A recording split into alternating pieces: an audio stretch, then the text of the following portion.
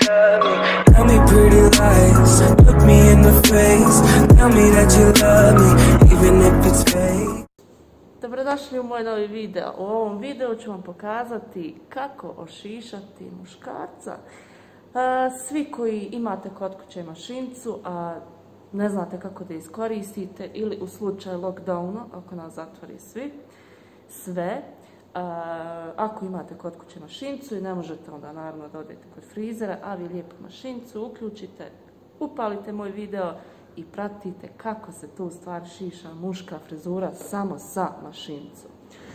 Ja ću ovaj put da uzmem ovu Panasonicovu mašincu, znači najobičnija mašinca, jer pretpostavljam da većina vas ima onu najobičniju iz robota, ne znam, iz nebitno Frizelanda. Svi znamo što je mašinca skuplja, da je naravno bolja, nije ni ova stvarno loša, mada i u robotu možete naći neke za tako neke, što ja kažem, jednokratnu upotrebu, nije jednokratnu, nego eto, s vremena na vrijeme da se ošišate. E sad, pokazat ću vam kako se šiša samo sa mašincom, s makazama ne. S makazama to bi malo i potrajalo, a i za makaze nije džaba škola, treba praksa, treba rad, treba vježba. Vi to sami sigurno ne biste mogli, stvarno nije jednostavno, treba vremena i to da se nauči. E sad, ovo ću koliko toliko potruditi da vam objasnim, da vi možete tako tu sami ili možda nekoga da vam pomogne, možda vašu ženu, možda neku komšinicu. Nebitno. Ovako. Vi svi uzmete jedan broj, to jest ovaj nožić, i šišate cijelu glavu. Šta poslije? Glavni problem nastaje kad sve pređete jednim brojem, glavni problem nastaje ovaj ovdje dio koji vi mislite da raste prvi. Zapravo ne. Šta je problem? Problem je što šišate sve istim brojem i ono sve raste u isto vrijeme, a naravno ovaj dio sa strana se čini uvijek da raste prvi. Zato je puno ljepše i naravno kad se šiša jedna muška frizura, šišam ovaj dio sa strane što kraće. Upravo iz tog razloga da ne bi išlo ušireno. Imamo, ko što vi svi znate, kec, dvica, trica, samo što je to ovdje prikazano u milimetrima, a ja ću da govorim kao i svi jednostavnije kec, dvica, trica. Znači, kec, dvica, trica, ja ću uzeti ovaj najveći broj pa ćemo preći sve, kao što bi vi to uradili kod kuće, znači neku trojku, pa ću vam objasniti šta dalje. Znači, uzmemo najveći broj i ako se šišate sami, vi ćete to u svim smjerovima, i od zada prema naprijed i prema nazad, što uopšte nije ništa pogrešno.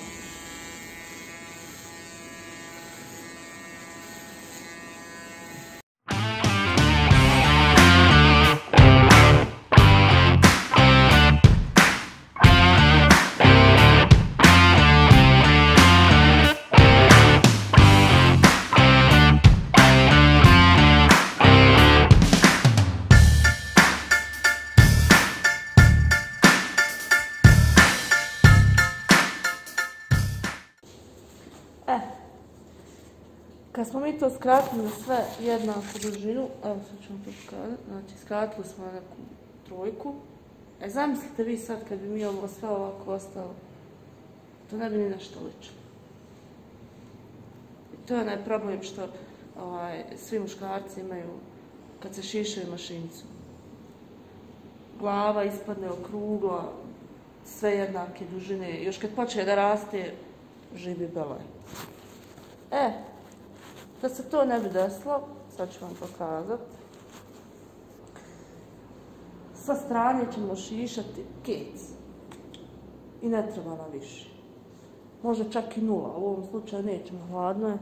što kraće pozadu, to će biti bolja i ljepša frizura.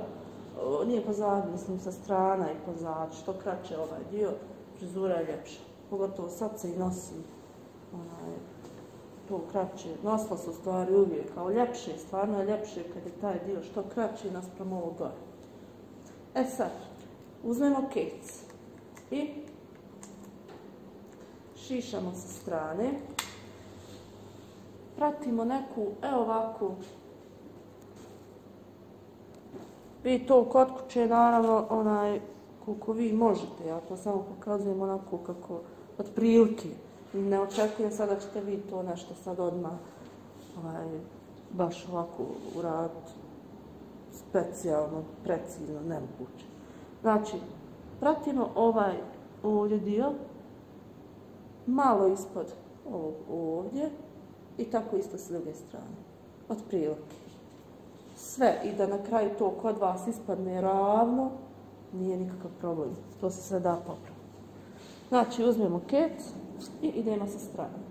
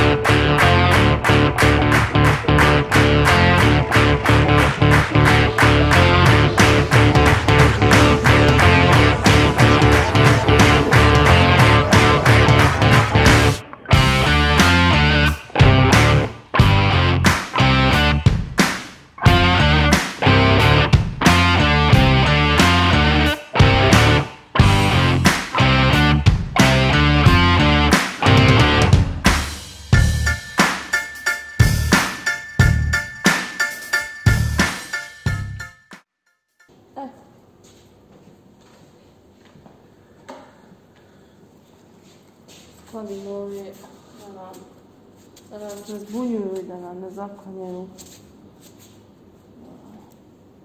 šta smo uradili, možemo bolje vidjeti. Sad kad smo ovo skinuli sa kecom, problem najveći je sad ovaj prelaz, kako ga uraditi.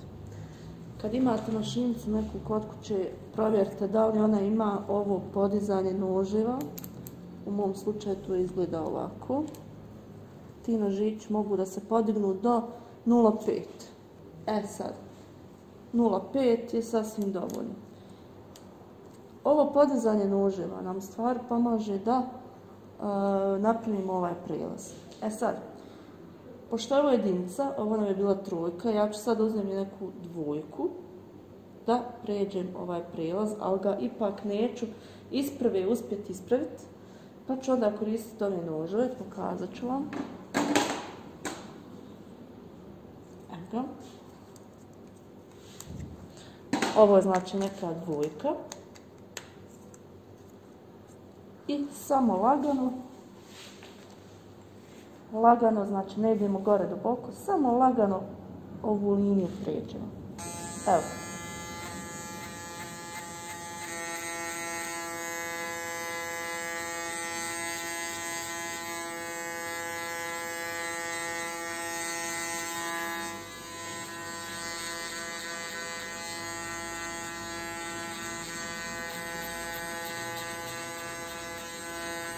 Znači samo po liniji, ne visoko, nego samo po liniji otprilike ovako.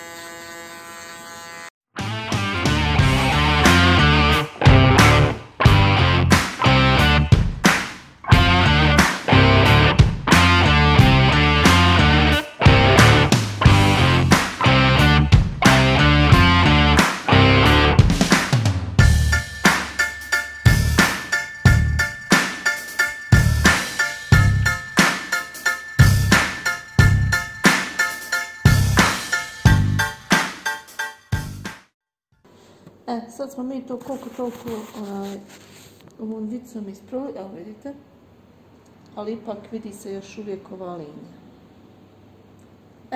Sad, fino. Pošto je ovo bio kec, ovo je bila dvica, ovo je bila trica. Da bi ispravili ovaj kec i ovu dvicu, da bi ova linija nestala, tu je sad glavni fazon. Uzmemo kec i dignemo ove noževe do kraja. I samo lagano idemo po ovoj liniji koja se još uvijek vidi. I ona će nestati.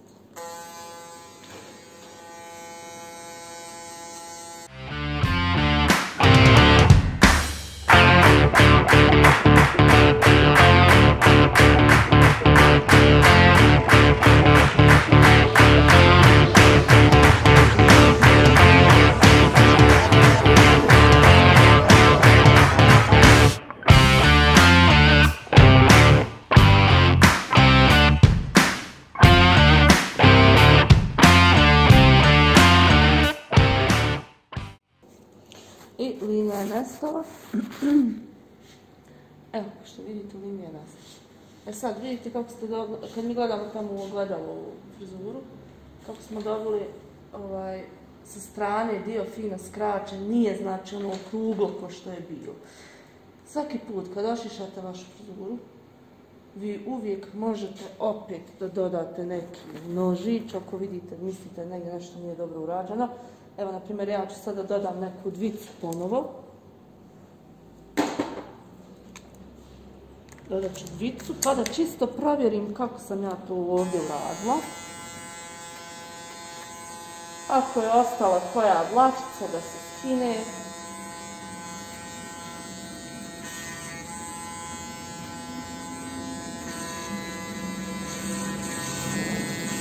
Čak možete i na dvici podići noževe. Znači sve vam je u ovom podizanju noževa. Kad podignete noževe, pravite prijelaz, ne možete vi tu puno pogriješiti, samo nemojte ulijetati puno mašinicu.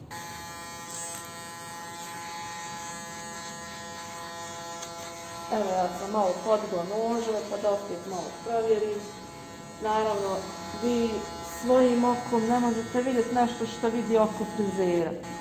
I što mi znamo nešto da nije dobro, da nije precizno i to.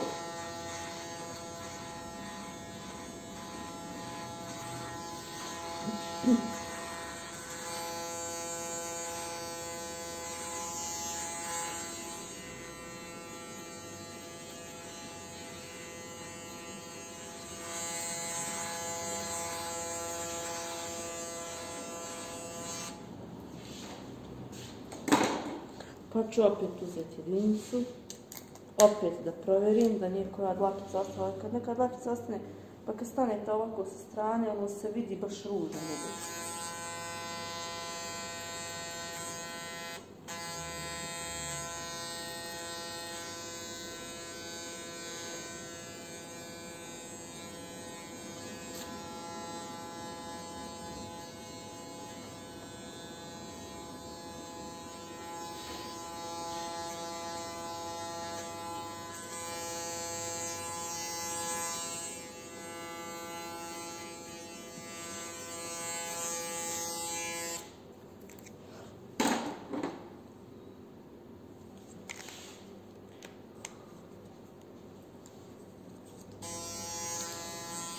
Onda ću dvojkom opet da provjerim ovaj ovdje prelaz. Samo lagano, ne ulijetat. Pogledate se vi ravno u ogledalo i kad se gledate ravno u ogledalo, pogledate jednu pa drugu stranu, pa Pa vidite da nije negdje nešto ostalo. Najbolje ćete vi to vidjeti kad gledate u ogledalo. Fino, da li je tu nešto slučajno ili tu i onda vi sebi samo lagano priđete. Znači, glavni fazon je samo ne ulijetati sa mašinicom puno i podizati noževe kod prelaza. Iskreno, mašinica koja nema podizanje noževa, ovo što sam vam rekao ovdje što ja imam, za mene je to bez veze mašinica, koja god da je marka. Mi opet to u frizeri možemo raditi neku čašlju ako nema nekih podizanja noževa, ali to je patnja, to je bez veze. I još jednom ćemo uzeti trojku, da vidimo jesmo li gore lijepo šišali. Ovo je čisto provjeravanje, ja sam vama osnovu rekla, kec, dvica, taj neki prilaz i trica. Ono što je između keca i dvice ide 1,5, to jest jedinicu, nabijete jedinicu, podignete nož. Ono što je između dvice i trojke ide 2,5, nabijete dvicu i stavite dvicu i pređete između 2 i 3, znači sa 2,5. I nemoguće da ostane ikakva linija.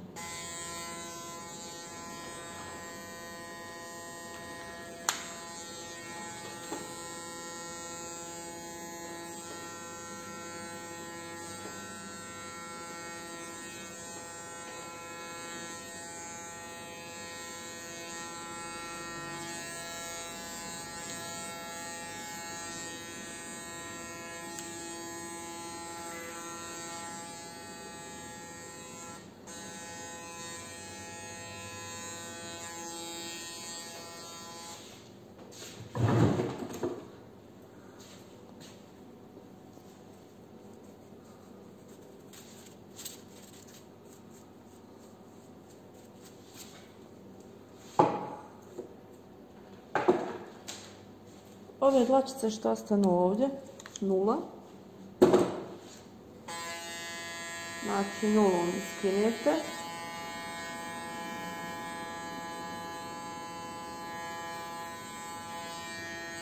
A ove dlačice što ostanu malo duže između ove ovdje ovako 0 i ove ovdje neke jedinice, 0,5.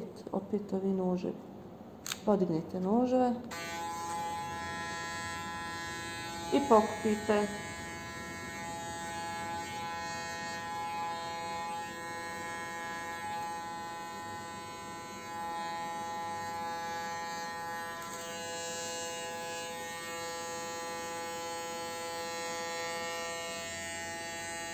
Tako isto sa strane.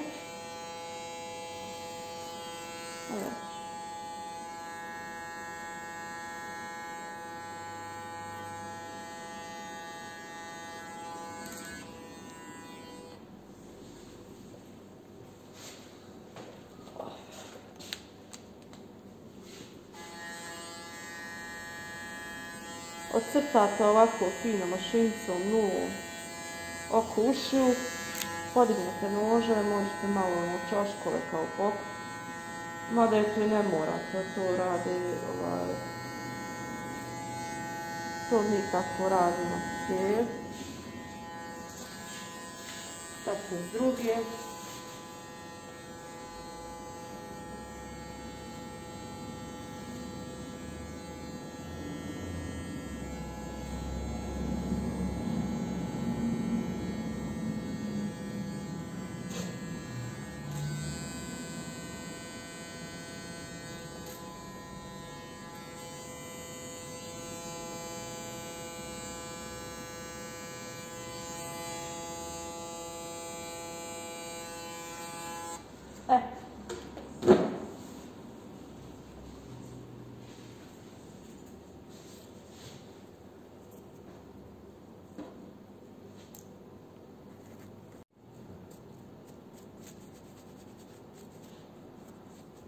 I to bi bilo to. Sad ću vam ja pokazati kako to ispalo.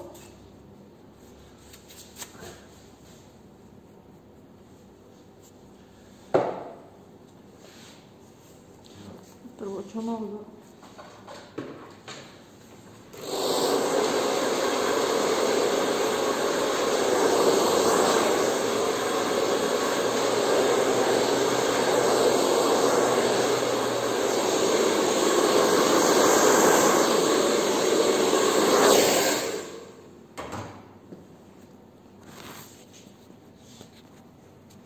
Evo ga.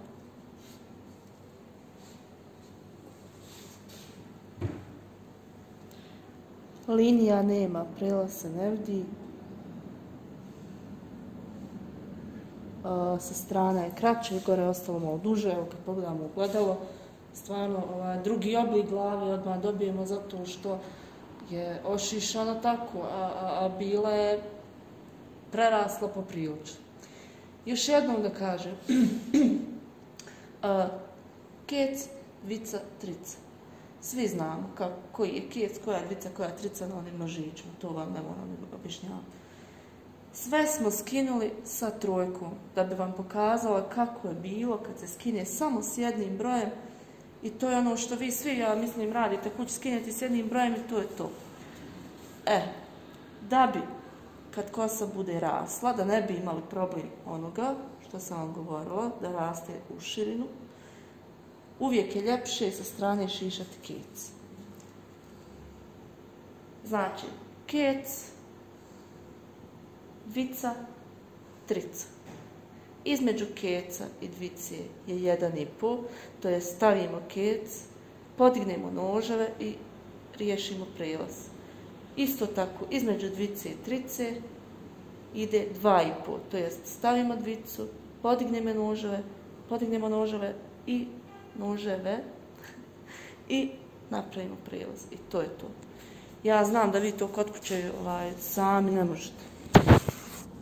Vrlo je teško sam, ja to sve znam, ali ako imate nekoga da vam pomogne, nekog ko je s vama ili ne znam, prijatelja, ženu, sestru, nebitno, pokažite i pokušajte tako. Ili ako ništa, kad se sami ošišate sve jednakom dužinom, barem sa strana pokušajte nešto da napravite slično ovome, jer vidite da je puno ljepše kad se taj dio sa strane fino skine i onda glava dobije normalan oblik, lijepo, i kad bude rasla, problema neće biti. Sad ćemo malo staviti još neke kremice i nakusi.